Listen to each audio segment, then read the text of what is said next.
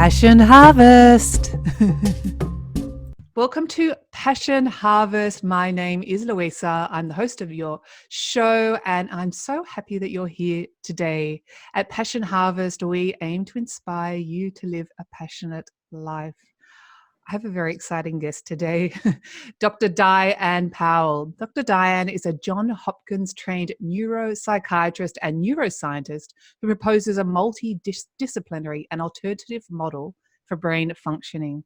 Dr. Diane is the author of the ESP Enigma, the Scientific Case for Psychic Abilities, the 2007 Shift Report, Evidence of a World Transforming, and a contributing author to Beyond Forgiveness, Reflections on Atonement. Dr. Diane is an expert on PTSD. She co-created programs for survivors of torture, International, and the McCandless Women's Center. Dr. Diane is the former director of research for the John E. Mack Institute and a former member of Harvard Medical School's faculty and a think tank on human consciousness at the Salk Institute. Wow. Dr. Diane's research investigates reports of telepathy in autistic children. This is going to be an amazing episode. Dr. Diane Powell, welcome to Passion Harvest. Thank you. It's a pleasure. Wow, I'm so honored to have you on the show. It's incredibly exciting. What I'd really like to talk today, and just to give a background to the audience, is what is ESP and how would you define that? In not too scientific terms, but how would you define that? Well, traditionally, ESP comes from extrasensory perception. Mm-hmm. So it's knowing things that really aren't explainable by our usual senses. And a good example of that is telepathy, in which you know what someone else is thinking without there any good explanation for that. Another example is precognition, seeing something into the future. Another is psychokinesis, which is the ability of the mind. People report the ability of the mind to actually manipulate the material world. So an example of psychokinesis would be the spoon bending that has been reported by people like Uri Geller and various other people. There's also people, though, who engage in what's called psychokinesis, in which they will want, for example, bacteria to move from one part of the slide into another slide, and then they're just thinking, okay, I want you to move left, and then goes left. So there are people, it's using your mind to influence the external world. And another example is remote viewing, being able to see things that are in a totally different location in space. So it's this knowing without really a good explanation why. Great. And I guess the message that the question I'd like to ask, and I find this topic absolutely fascinating. What interests you about this topic? Well, I'm a trained psychiatrist, Mm-hmm. and when I went through my training, I was taught that if someone tells you that they have any of these abilities, that it's a sign of mental illness. Mm. And when I was practicing as a psychiatrist at Harvard, I met a patient who started to do a reading on me just spontaneously. And she knew all of these things about me that there was no way she could possibly know. And she predicted things in my future, which all came true. And I thought, if this is really a true phenomena, which I had this firsthand experience of with her, then it really is important to be able to account for it in our model for understanding how the brain works and what consciousness is. Yeah, that's absolutely fascinating. I have heard that story, and it's really interesting. And this is when you were at Harvard as a senior clinician. Yes.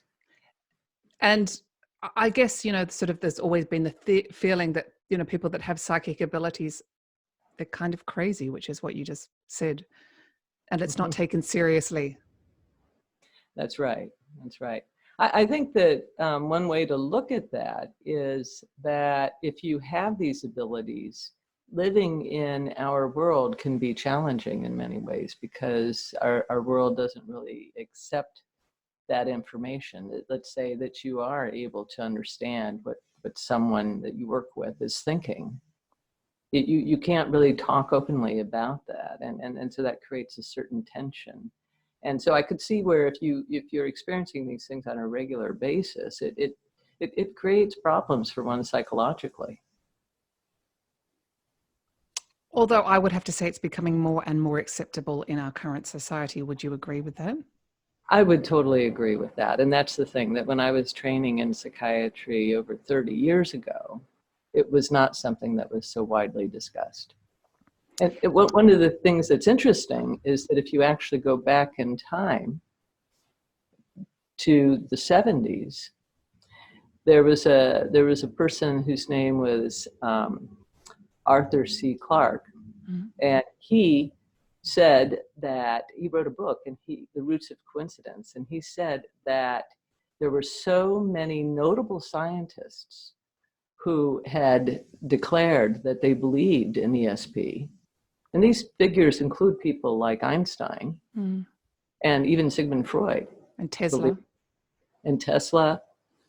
and people at major universities, that there was so much evidence for ESP at that time that if it didn't become accepted as fact, that it would be due to a large conspiracy, because there was so much evidence. And so what happened was that was all before I went to medical school. And by the time I was in medical school, it was as though that period had never existed, as though people had never come that close to accepting it.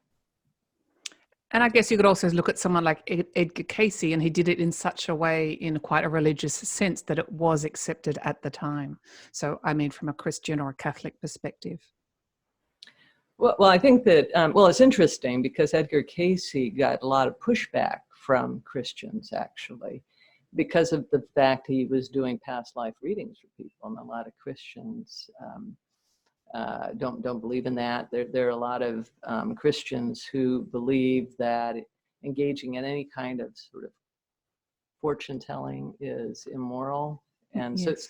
so he received actually a lot of pushback. But I think that the point is that he was so accurate, and he did it without any. He wasn't doing this for money. I mean, he actually struggled with financial issues for quite a bit of time. And with him still being alive, it was kind of harder for people to deny. Very interesting. I think they also call him the sleeping prophet. He did it while he was sleeping. I think he was sleeping. Yes, he would go into a trance and do the readings, and so he would have no recall of what he had said when he would come out of the trance, and he had someone who was there recording, like a secretary. I actually, when I gave the keynote speech at the Edgar Cayce Institute, I actually was given the privilege of being able to lay down on the couch that he laid down on when he did his readings. Oh, wow. They've still got the couch. They still have it. In fact, they actually have all of the his desk and all of the pictures that were there around his desk, and they were very careful to make sure that they were exactly positioned the way they were when he was there. Oh, that's wonderful. That's fantastic. Moving on, I'd like to talk to you about, so we're talking about ESP, but obviously you've done research on the brain activity when people have heightened senses of extrasensory perception. How would you describe the effect of the brain on people with heightened consciousness? Okay, so really you want to know what is it that's different about the brain of people that have these Exactly. Let's just erase what I said and you can ask the questions. Perfect. Yes, well, thank you. That's really what I was thinking myself, as somebody who's a trained neuroscientist and really interesting in understanding the brain and consciousness. So what I did was I thought of all of the clinical conditions in which you have an increased report of these abilities. One of them is attention deficit disorder. And another one is bipolar disorder. Another one is autism. And another is dreaming sleep. When people are dreaming, they oftentimes tap into psychic information that otherwise, when they're awake, they never tap into. There are all of these reports throughout time of people, for example, having a dream about a loved one right at the time that the loved one is either in an accident injured or actually dies. And it's called crisis telepathy. Mm-hmm. And so if you look at the imaging studies done on the dreaming brain, what you see is that there is a decrease in the activity of the frontal lobes, which is the part of the brain that's right behind our forehead. That's the part of the brain that is also less active in people with attention deficit disorder. And it's the reason why they have difficulty concentrating. And you also see in the dreaming person that there's a reversal of the usual dominant activity in the brain, in which the left hemisphere, which is the more rational, logical, analytical, language-based hemisphere, that is what's predominant when we're awake. And the right hemisphere is the more intuitive, visual, spatial, and emotional hemisphere. And so there's a reversal of the activity. When you're dreaming, your right hemisphere is actually more active than the left. Similarly, in autism, the right hemisphere is oftentimes more active than the left. A lot of the deficits people with autism have are left hemisphere deficits. And so I was interested in autism in particular because of the fact that they and children in particular, because they demonstrate the decreased frontal lobe activity and that right hemisphere over left hemisphere shift. It's absolutely fascinating. To decrease the frontal lobe, is there any methodology you found to encourage that in, I won't say normal people, but in everyone?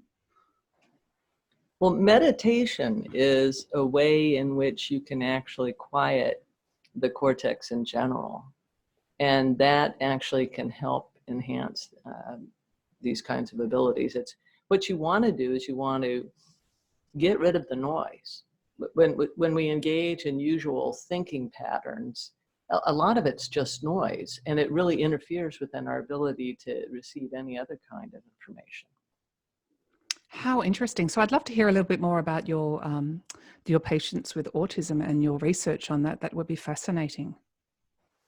Well, a big subject, but whatever topic you'd like to talk about, because it is very, very interesting. So I first became aware of autism over 30 years ago. I spent 6 months in England with Sir Michael Rudder, who was knighted for his work on autism. And it was at a time when autism was so rare, 1 in 10,000 children, that I was told that I wouldn't see enough autism for that to become the focus of my study. And now it's very prevalent. Yes, now we know it's very prevalent. And I found out about this condition called Savant Syndrome. And that is much more common in the autistic population than it is in neurotypical. We call people that aren't autistic neurotypical. And it's also common in people who are blind. Mm. And so I was looking at those as clues to understanding psychic abilities, because people who have Savant Syndrome have access to information that we don't understand how they have it. And to give you some examples, one of them is mathematical savants. There are recordings of people going back hundreds of years in which someone who's never been trained in math all of a sudden starts speaking mathematical equations and solving them. Another example is prime number calculation. These children who've never been taught math, who can provide you with prime numbers, which are the numbers that are only divisible by themselves, and the number 1. And there were these 2 identical twins who were institutionalized, who couldn't do simple math, and yet they had a game in which they would each say a 6-digit prime number, and the other twin would then say the next 6-digit prime number that would come right after that. And they would just go back and forth. And when Oliver Sacks studied them back in the 1960s, he verified their prime number generation up to 12 digits, because that's all that the computers at the time could calculate. But the twins gave prime number digits in the 20s. That's amazing. So, I mean, how would you explain that? Exactly. Okay. Exactly. How is this possible? Another thing that they do, and these twins did, but a lot of savants can do, is something called calendar calculation, where they can tell you the date that, for example, the date that Easter would fall on in any year. Or if you said, what day of the week did February 13th fall on? And they could tell you for spans of tens of thousands of years. And when asked, how do you know these things? They said the answers just popped up in front of them. They just literally saw the answers without any effort at trying to calculate it. They didn't even know how to calculate. They couldn't even do basic arithmetic. So what this tells us is that we live in a world in which information can exist outside of our brains. I mean, we tend to think of our brains as being where information resides, and that any kind of accessing of it is somehow magically, because we still don't know how it's done with the brain. There's just this assumption that it's done with the brain, and that it has to be studied and learned, and right, that had to be studied and learned, and then that neurons, that somehow the connection between the neurons somehow enables this information to be held. But there are accounts over and over again of people who have very little brain tissue, who have ordinary IQs. There are accounts of people who were not particularly bright, who have an injury. And after the injury, all of a sudden, they're a genius at art or in mathematics.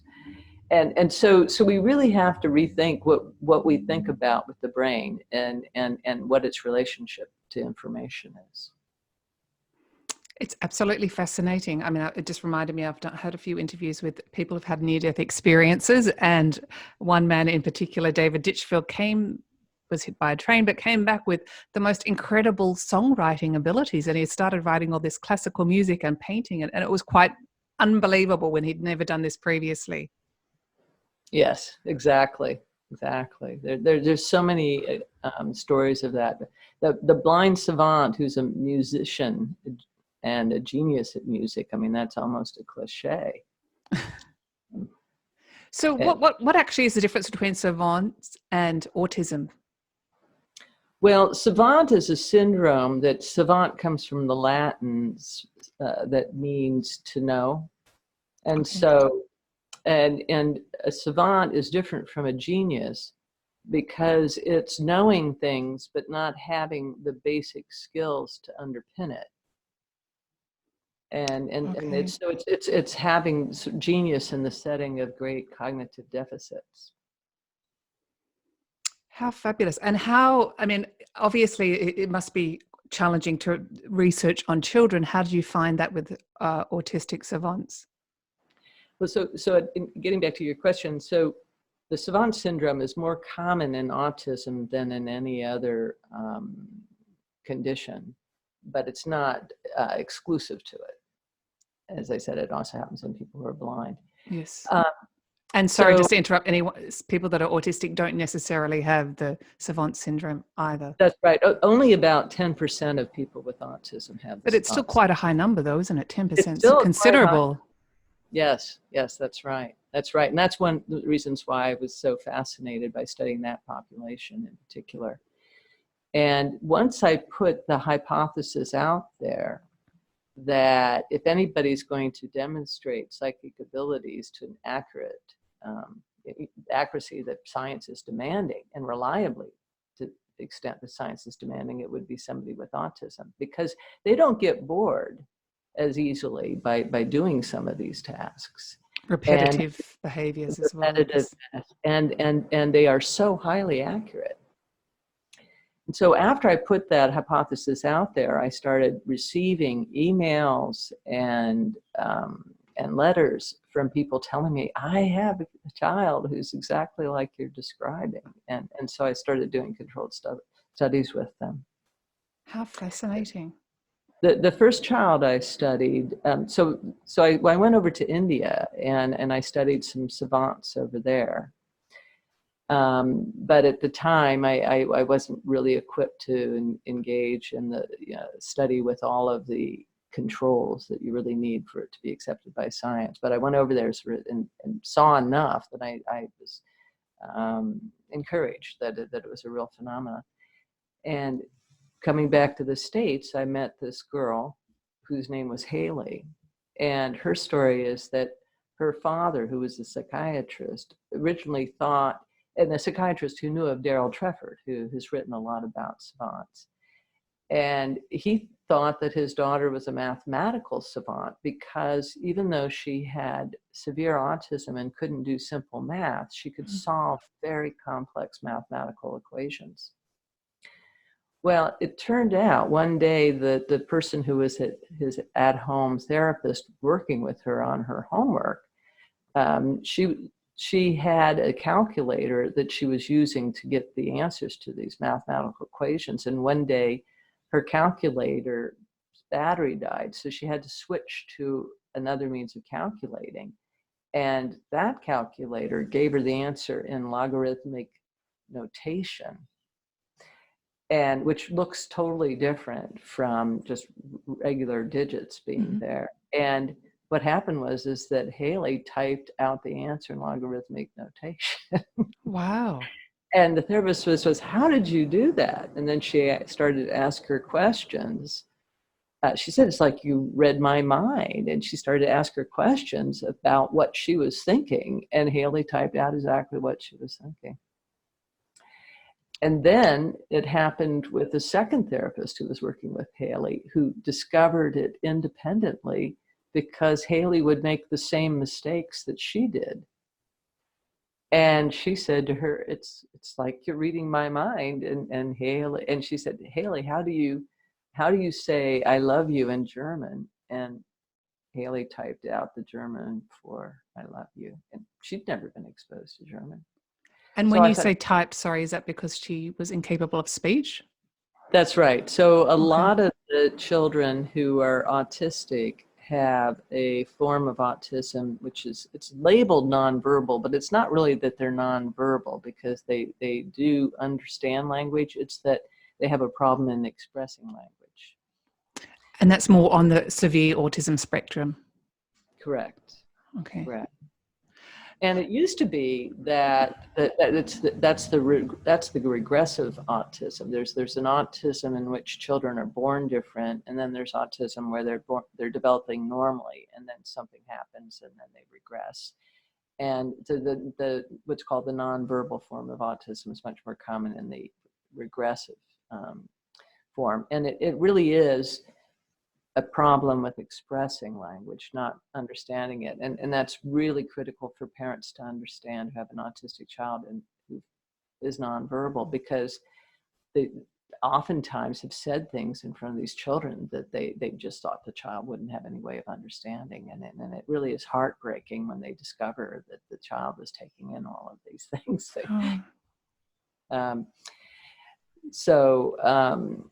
So the way that these children can express themselves is that they go through this, it's a pretty painful process, but they go through this process of first working with the stencil board and learning how to point to letters, and then eventually working on a keyboard and typing. Very interesting. And would you find that the autistic savants generally are on the higher autism spectrum? Or that's not been a... I would say that the children who are the nonverbal autistic children are probably the most highly telepathic. And one of the reasons that I think this is the case is that my hypothesis is that we actually all are telepathic when we're born, and that telepathy actually plays a large role in the acquisition of language. I mean, if you really think about what a little baby, 1-year-old, 2-year-old is doing when they're acquiring language, it's like, how did they pick up so quickly that these sounds relate to these thoughts and ideas?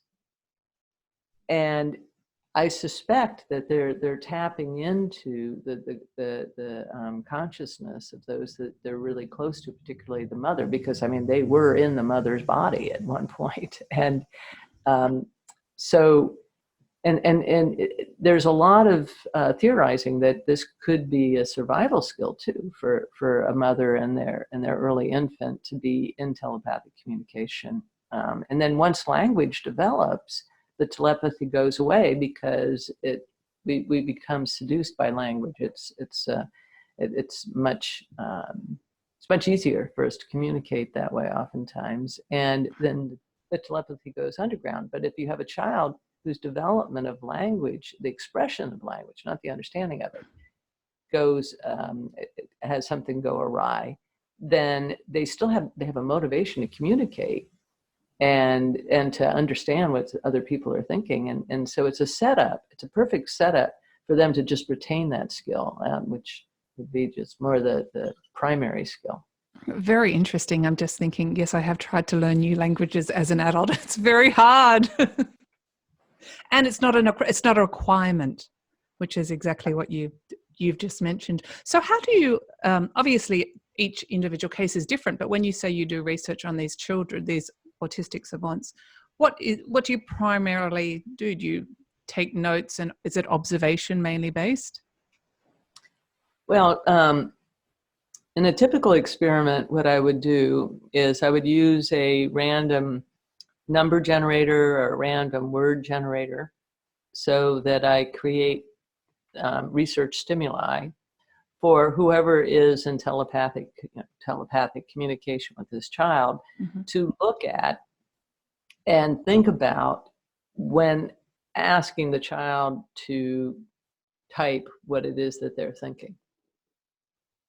And so, and the reason why when I say randomize, it has to be randomized, because skeptics won't believe it if I just were to generate the stimuli myself and not randomize them, because there's just certain patterns that are predictable, that are used by magicians, for example, to make you think that they're reading your mind, but they really sort of know kind of the statistics of averages of what most people would answer, and they know how to sort of steer you towards a certain answer. So there are all these tricks of the trade that you have to make sure that what you're doing is not going to be confounded with that as a possibility. And so using random number and word generators, and having the parent or therapist, whoever it is, look at it outside of the child's sight, and then asking the child to type it. And I did, I spent with Haley, I was there for 3 days doing experiments that were 2 hours long, and with literally used hundreds of stimuli, and she was phenomenal. I mean, she was over 95% accurate. Wow, I've just got goosebumps. She literally, but one of the things that I did was she had to type what the mathematical equation was. So I would something like, what is, 1,536,222 divided by 655. So she'd have to figure out that, because she's not being told that. Right. And then what is the solution? And so you would, that would be a string of about, say, 12 different digits, and then did that 10 times. And she only made 3 mistakes. And each one of those was a typo that she went back and corrected. Wow, I can tell. I mean, it's fascinating, and I can tell how passionate and excited you get by it. So it's just wonderful. I know autistic children do face a lot of challenges in general and in our society. I actually have a friend with an autistic child, and it's very hard, particularly the communication. What would you say to parents who potentially think aside from contacting you, but think that they have a autistic savant? What would be your message to them? Well, what we know is that these children, they have gifts. And it's really, really important to acknowledge their gift and to actually help them work on it and develop it even more. With Haley, she just loved doing the telepathy experiments. She would just squeal with delight because she knew she got it right. And it was so fun to see the joy in her face. And what it does is it really helps them develop a sense of self-esteem. I mean, just think about someone who's not autistic. It's not that different. That if you are really good at something, then that's what you want to do, and you want to get better at it. And that really helps you then let go of, well, I'm not as good at these other things. It doesn't matter as much. So really recognize their gift and then help them to develop it, and you'll all be better off for it. Lovely. And I've just got a question, and this is probably a whole nother episode, but is there, in all your research, have you ever found that there's a genetic inheritance for telepathy or ESP? Oh, absolutely. Really? Oh, yes. Oh, that was an easy, quick answer. Yes, it definitely, it runs in families. But what's interesting is it's very similar to the Savant Syndrome in that these things can run in families, but not only that they can run in families, but that also there's this association between trauma and development of these abilities. Wow. And that would probably segue me onto working with victims of trauma, which you have done a lot of work with. Wow. I wasn't expecting that correlation. Why? But first, I just want to ask, I'm backtracking here, but why do you think that, in what way would the trauma affect the extrasensory perception? Well, what I've discovered is that this is the case for both emotional trauma and physical trauma. And when I say emotional trauma, it's particularly emotional trauma early on in life. And I think that if you really, what I do is I'm also somebody who has studied various animals, and because I feel that we have a lot to learn from that. And so thinking of it from the standpoint of, what's a survival skill? And if you are traumatized as a small child, then you orient to the world in a very different way than someone who's never been traumatized. There's a certain hyper alertness that you have, where you don't let your guard down quite as easily, oftentimes in certain situations.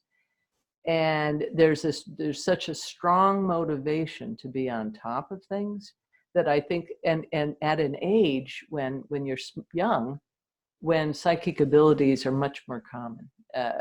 There's so many children who will report having certain experiences that just get written off as fantasy, or that was a dream, honey, or this and that. And so children who are very young, they oftentimes report, remembering past lives, or, various other things, or imaginary play friends, and these sorts of things. And you have to really think about, maybe these children are actually more capable of having these experiences, but we get taught that We do.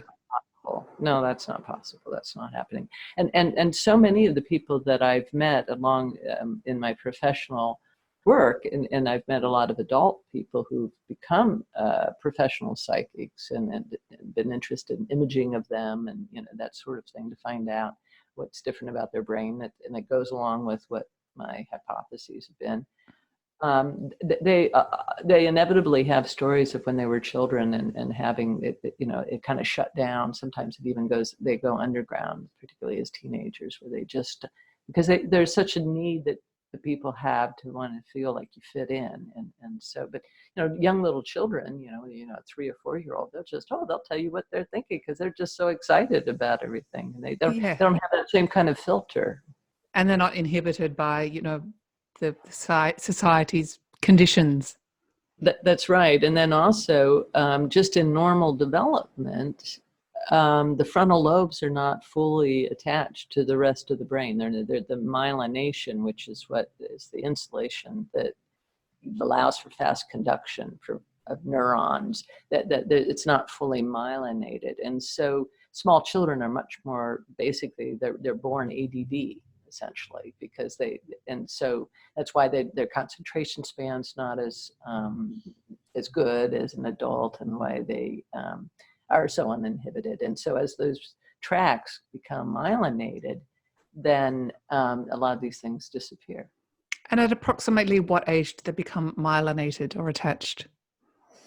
Well, fully myelinated. So fully myelinated can occur somewhere in between the ages of 11 and 18. Some people are late bloomers. Very interesting. And as you mentioned, you have done some research, or you have friends, or people that are psychics as adults, and you had done research. Did you find differences in their frontal cortexes in their right brain? Yes. Exactly similar to your hypotheses. How interesting.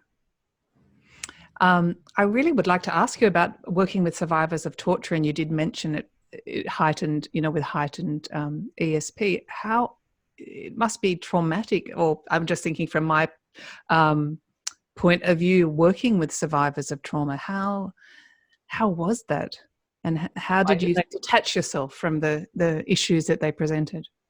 Oh, I still work with people who are survivors with severe trauma, well, what enables me to do the work that I do is in part because I experienced trauma of various kinds when I was a child. Things like when I was 5 years old, my father lost me at the Seattle World's Fair. Oh gosh. and I never thought I'd ever see my family again. Oh. And so this is, you have to realize this is, in the early 60s. This is before we had cell phones. I didn't know my phone number. There was none of that. I had read these. I don't know if you're familiar with the children's book about Madeline, but these little French girls. The little French girl, yes. Madeline I thought that was going to be me. I thought at boarding school, wasn't she at boarding school? Yeah, I thought that was going to be me. I almost drowned when I was around 12.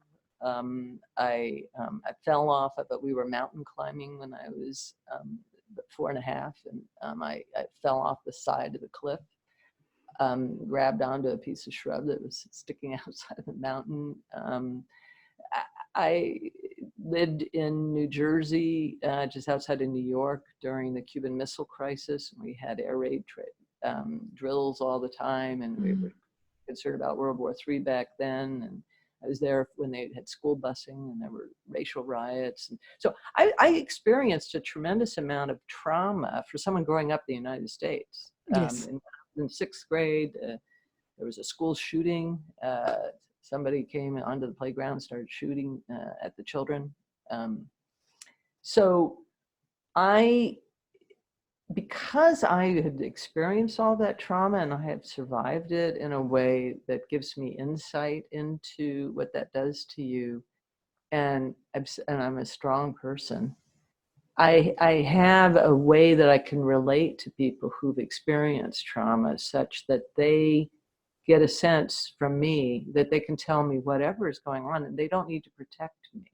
Because what happens with people who have been severely traumatized is that they become so isolated from others because they feel like they can't share their story, because they can see the reaction in people's eyes, or people want to shut them down just to say, oh, but you know, it's okay now, and da da da. And they just need to be able to just, whatever it is they need to do to share their story and know that they are being met with compassion and a sense of knowing and a sense of recognizing the tremendous resilience that we have as human beings.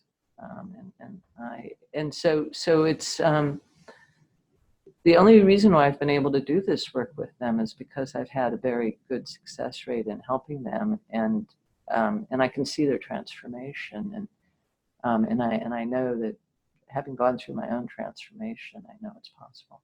How wonderful. And is there also potentially, I mean, obviously there's so many elements and aspects to it, but is there a shame associated with some patients with severe trauma in whatever capacity?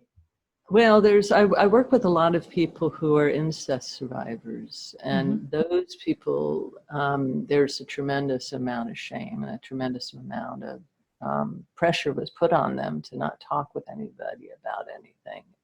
And oftentimes there's this multi-generational incest. And so it wasn't something that I sought out as a career to work with people who were survivors of incest. But what happened is that when people found out about me, I just attracted them in droves.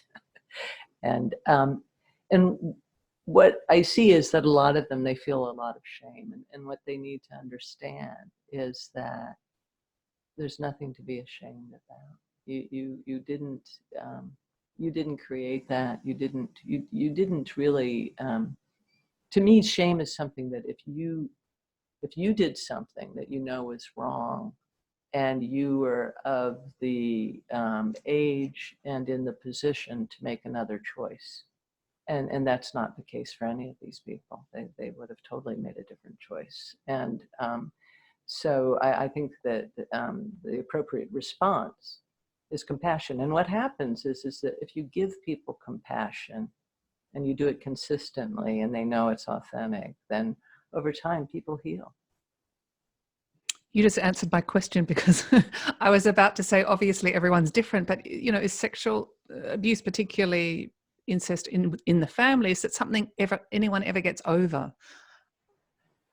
I'd say that it leaves its scars. It leaves its scars, but it doesn't have to incapacitate you. But it does. It leaves its scars. I mean, there's some things that people never completely get over, but you can get over it enough that you can have a life that can be fulfilling and move forward. Mm-hmm. Very, very interesting. My gosh, what a lot of work you're doing. I tried to cover a lot of bases. Oh my gosh. I've got a lot of questions for you in the interest of time. I'm just trying to think of what are the most relevant. You mentioned briefly before about the dream telepathy or the death telepathy. I just wanted to touch on that again. Is it more that, so you called it neurotypical, for neurotypical people, when you talk about the dream telepathy, is that because we're obviously, I know the physical symptoms, but is it because you could say we're more relaxed and I guess we're out of our conscious mind with all the stuff that's going on around us? Or could you explain a little bit more about dream telepathy? Well, I think that, so if you think about dreams, I mean, most of us can remember at least, some of our dreams. A couple. But some people are better at it than others. Dreams can take on a quality of being similar to our waking life, but typically our dreams also, that we accept whatever we experience in the dream as though, yeah, this person has 3 eyes, or I'm flying now. I mean, whatever, we accept it. So if you think about how the brain works, what that is that with the left hemisphere no longer the one running the show, and the right hemisphere being there, which is the more Dominant. sensible, creative, intuitive side, logic goes out the window. And so we're no longer judging what is possible.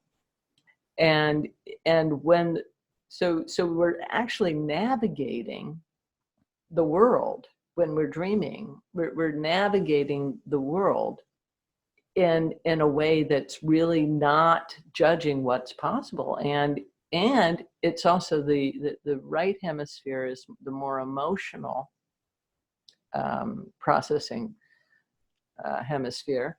And so people that we have a strong bond with are the ones that we're most likely to have a telepathy experience with.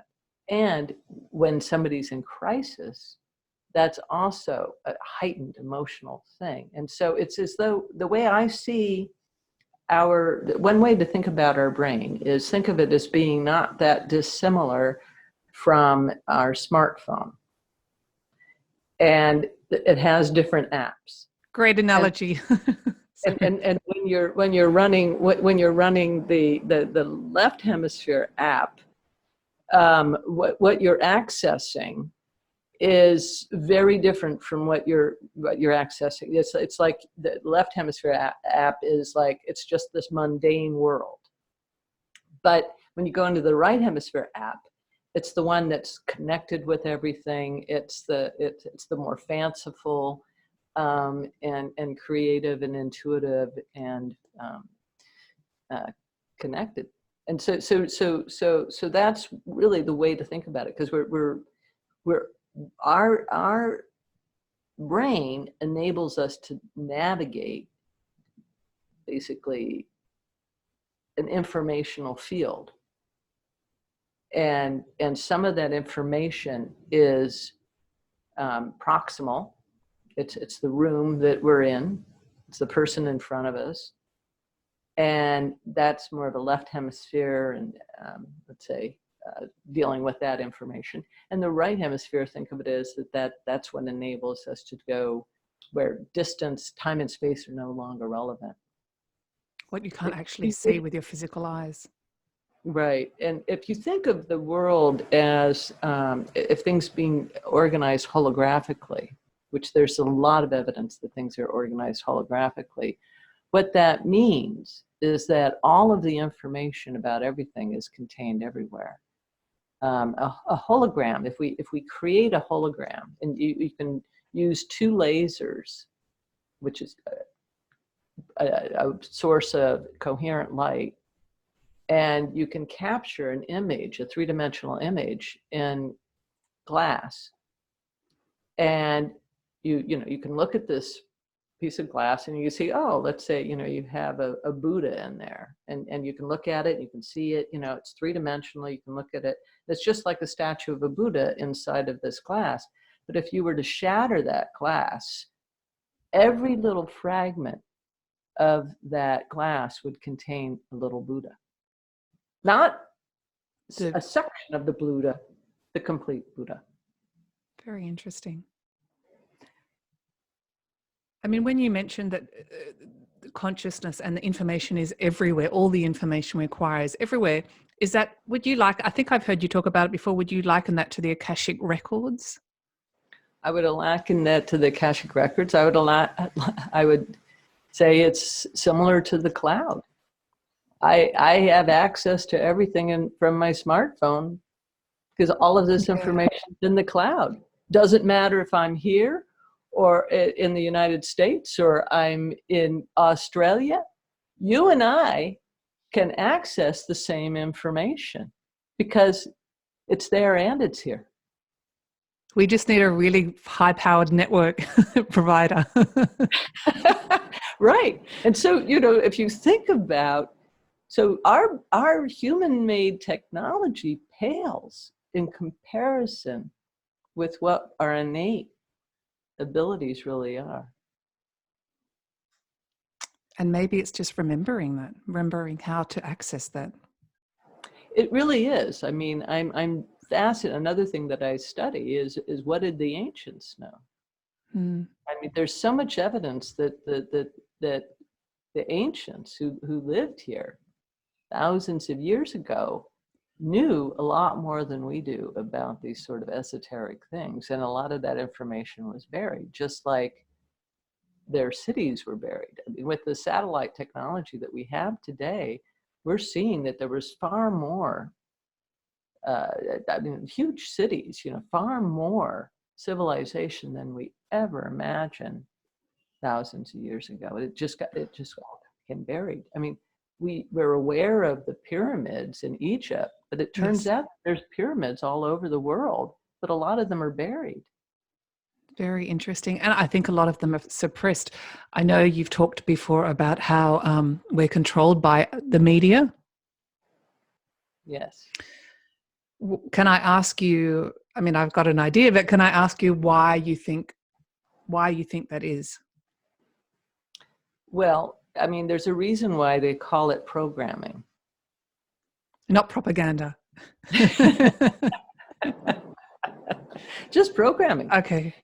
If you really think about it, where do we get our ideas from? I mean, most of us, our ideas are not that original.